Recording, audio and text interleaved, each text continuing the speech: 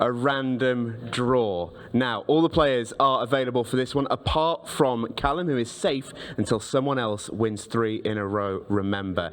In the meantime, 2 players are needed in this arena for our next match, so let's have them. Computer, please give us player number 1 for our next match.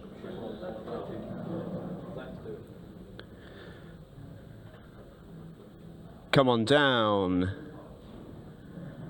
Eddie Barker, in comes the Batman. The bat signal has been unleashed. Hello, mate. Stevie? Hello, Chief. Another early draw for you. I remember this happened for you last year as well, but, you know, there's worse things at least. Listen.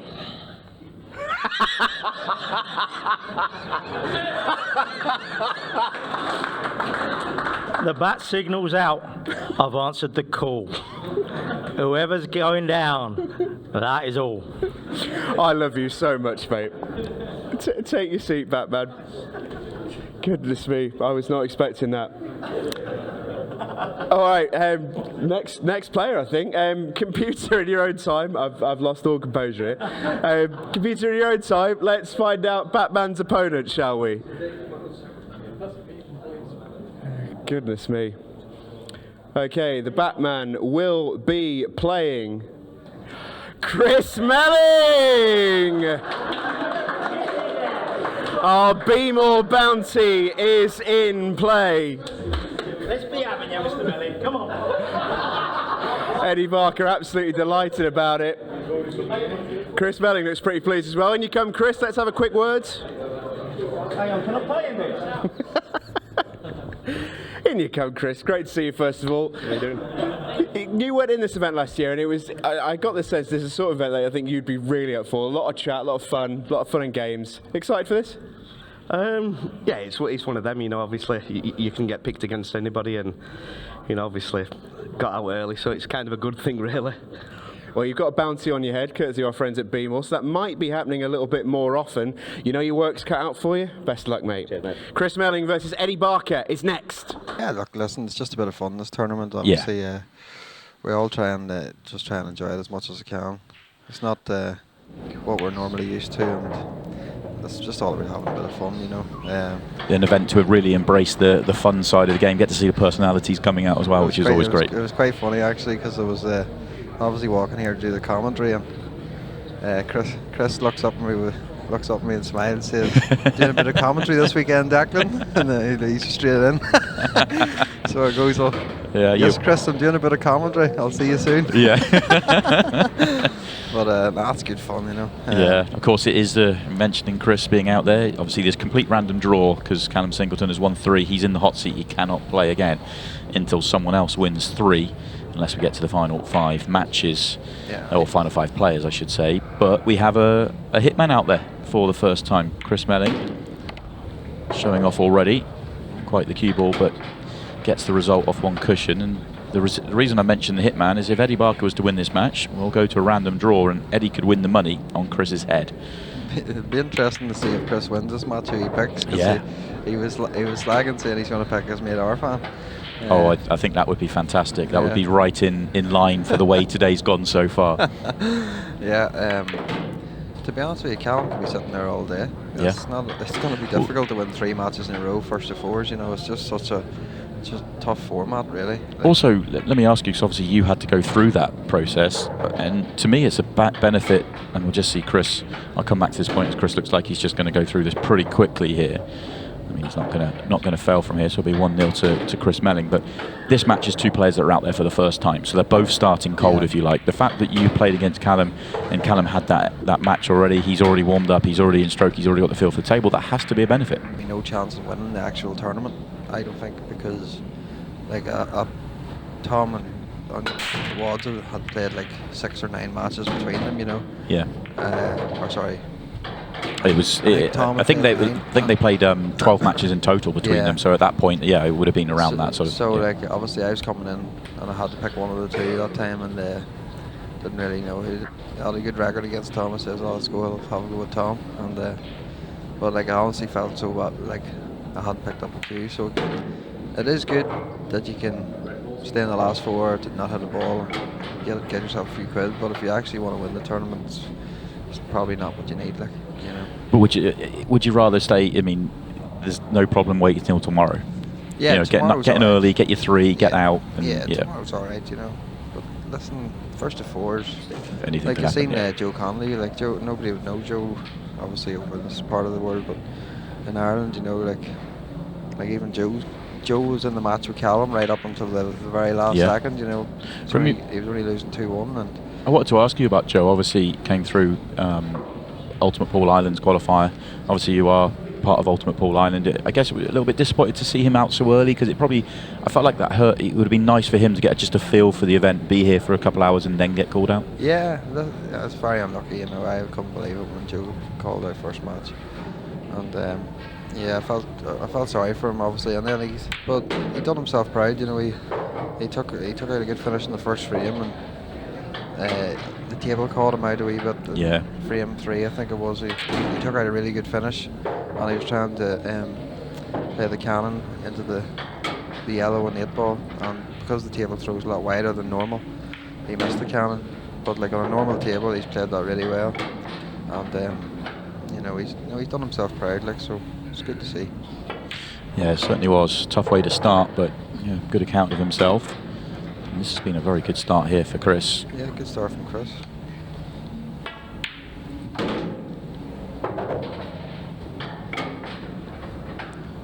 Of course, we saw Chris come through on Monday night in the Champions League in this arena. Of course, you're in the Champions League final in a couple of Mondays' time as well. Bubbling up nicely yourself, Chris, and Tom Cousins. Yeah. It's nice. It's been a brilliant tournament. It always is. Can't wait to see how it concludes. Craig Waddingham, of course, defending champion. He's already eliminated this year. Nice break from Chris. This is going to be another pretty quick finish, I'd imagine. He could take the red long, but he's got to play the plan first.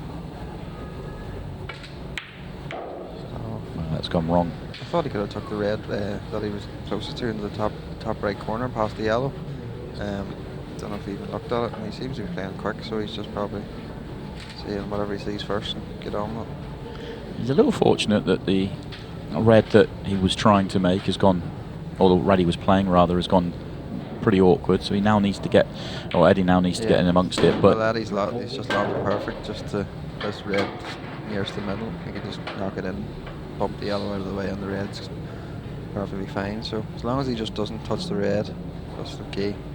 Yeah, it's nice. I would like to see Eddie play a wee bit firmer than that, because ideally he would have loved to have got rid of this red now, but he hasn't really got a great angle.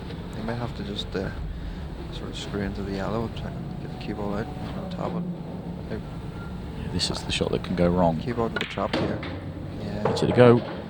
I think I would have played that with a screw rather than. You feel like it's going to, if you kept that yellow full enough, it just come back to the middle of the table. Yeah, I think that's exactly where it would. The tap is just going to trap.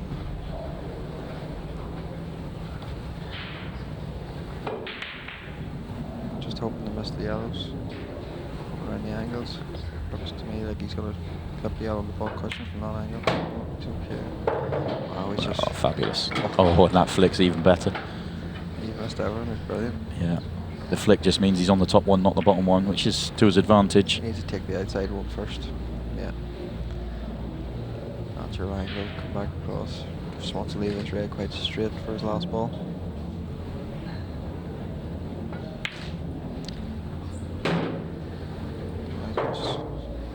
Just done across for the 8 ball into the left middle.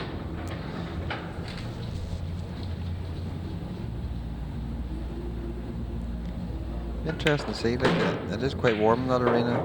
You know, obviously we're coming into that time of year. We're in May now, and so many people in that room as well. It was very sticky, you know. Obviously myself and Eddie wore the glove. Even I found the glove a little bit sticky there, believe it or not. Could be a factor. Certainly could be a factor, especially as we're going into that summer season with so much going on over the course of the next 6 weeks or so.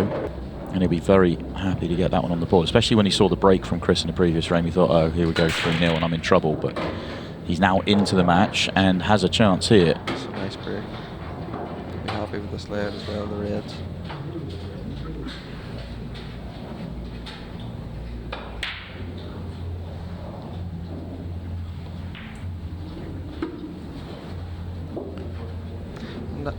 It wasn't a bad draw for Eddie, obviously. You know, you're picked out.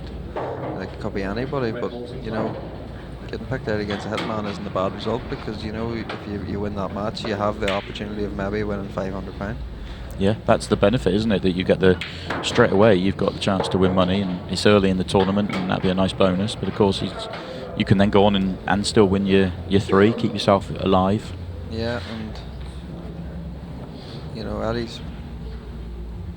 Eddie wouldn't phase Eddie one bit playing the likes of Chris. You know, he's been around a long time, and he's seen and done it all with the England team and everything else. You know, so definitely wouldn't phase them seeing Chris getting pulled out.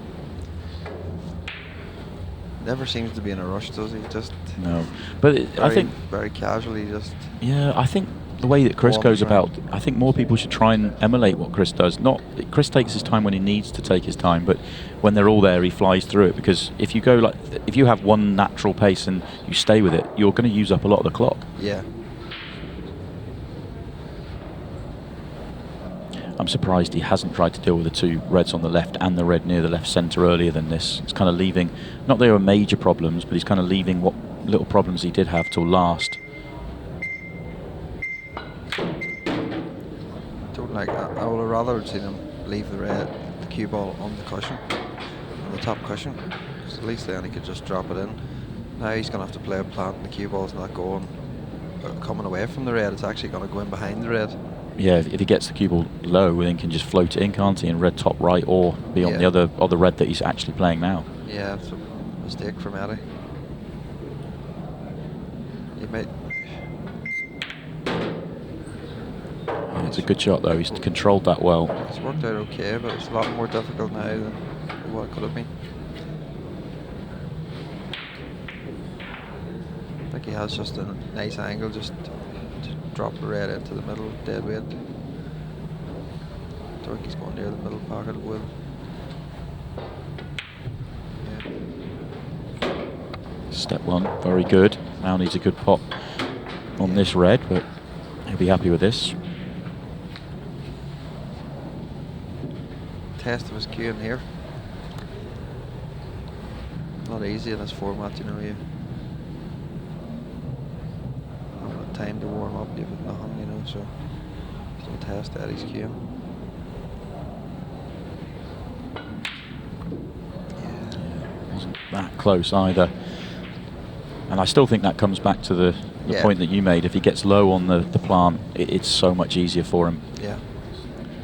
Don't get me wrong, I mean, you can look at that and say, well, he'll feel like he should have made that pot, of course, but it could have been easier. Well, if he gets low on the plant, he could have played a pace up into the 2 yellows, sort of move them as well. You know, he had so many options, but he was really sort of limited to what he could have done there. Chris loading that one up. Not quite landing perfect, but I think he's just gone far enough. Yeah, it's worked out nice. So.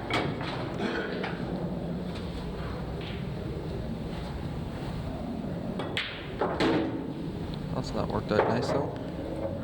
Yeah, must have been playing the cannon and missed it completely. Yeah, he was playing to flick the yellow. Still sort of a free shot to the middle if he wants. Doesn't have to go for it. He can slow it down, but Chris isn't really a big fan of slowing it down. No. I'd expect him to play this into the middle. It is missable. Just got there. Just feathered that near jaw, but drops in and now set for that 3-1 lead, and a missed opportunity for Eddie Barker.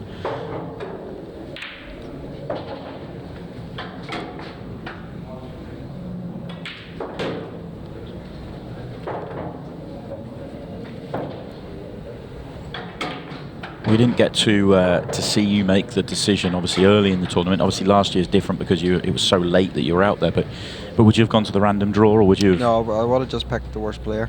Were you surprised that Callum was going to go to the random draw? No. It's just whatever people think, you know. I know Callum's such a nice lad, you know. Like that's just the sort of Callum. He'll just. It's almost that feeling if you don't want to pick one of the qualifiers or whatever, because you're almost feeling like you're saying, I think you're the worst player, or I'm more likely to beat you, and that's a horrible feeling. Yeah. No, like Callum's such a nice fella. He just says, "Oh, we'll do the random generator," you know. And Yeah. I open my mouth and says, "Bottle job." But we were having a laugh the whole match, you know, when he was playing Joe. And, Yeah. You know, I don't mind. It's a bit of fun. Yeah, it was good. It was a very, very good moment. I know it's not gone your way, but it was brilliant. Well, it feels like, especially with that cannon, that Eddie Barker has missed his opportunity to win the Be More bounty. Chris Melling as a hitman.